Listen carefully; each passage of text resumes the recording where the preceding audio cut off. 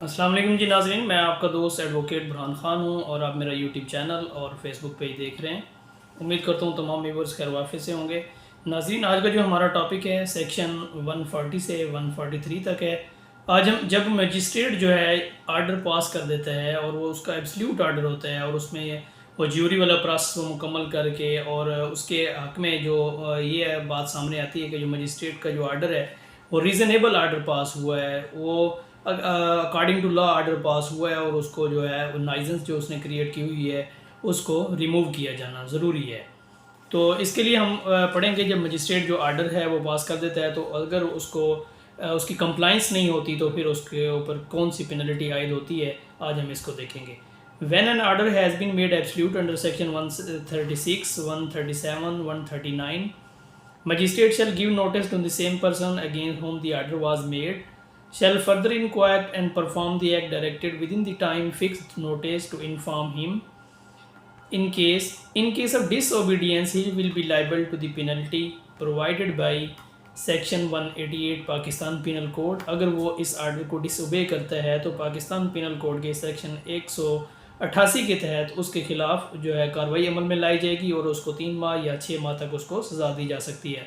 Consequences of disobedience: if such act is not performed within the time fixed, magistrate may cause it to be performed, may recover the cause performing either of the sale or the building good vessel। अगर वो magistrate का जो order है वो पास नहीं, वो उसके according act नहीं करता तो मजिस्ट्रेट को ये अख्तियार हासिल है कि कोई भी वो चीज़ है, बिल्डिंग है और जिस तरह की वो जहाँ पे नाइजेंस क्रिएट हुई है, कोई जगह है, कोई बिल्डिंग है, उसको अपना सेल आउट करके वहाँ से उसके डैमेजेस जो हैं वो क्लेम कर सकता है।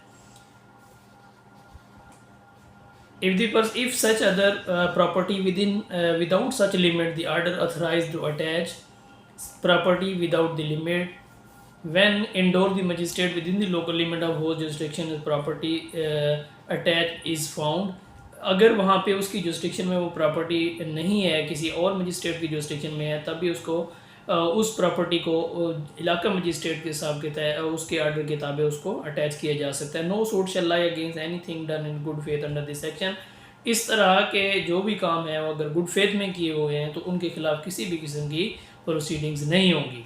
141 है procedure on failure to appoint jury और omission to return verdict. If the applicant by neglect otherwise prevented the appointment of the jury, if any cause jury appointed do not return their verdict within the time fixed, further time as the magistrate in discretion allow, the magistrate may pass such order as thinks fit and the order shall be executed in the manner provided by section 140। अगर वो उसका order जो verdict है वो reverse नहीं होता, वो वहाँ पे ज्यूरी के मुताबिक भी जस्टिस का जो मजिस्ट्रेट का जो आर्डर है वो रीज़नेबल है, देन जो 140 में उसका जो प्रोसीजर बयान किया गया उसको अडॉप्ट करते हुए उसकी जो गुड्स है उसको सेल आउट करके उसकी जो उसकी रेडरेसल की जाएगी। 142 है इंजंक्शन पेंडिंग इंक्वायरी। अगर कोई इंक्वायरी पेंडिंग है और उसमें हुक्म इम्तनाई चल रहा है तो जज साहब के आर्डर के मुताबिक, तो तब कि if magistrate making an order under section 133 के तहत उसने कहा था कि conditional order for removing of public nuisance, immediate measures should be taken to prevent imminent danger, injury, serious kind of the public, whether the jury or has been appointed or not, issue such an injunction the person against whom the order was made as required to alleviate the danger, injury pending determination of the matter. In default such person forthwith obeying the injunction, magistrate himself cause use such means as he thinks fit to alleviate danger of the।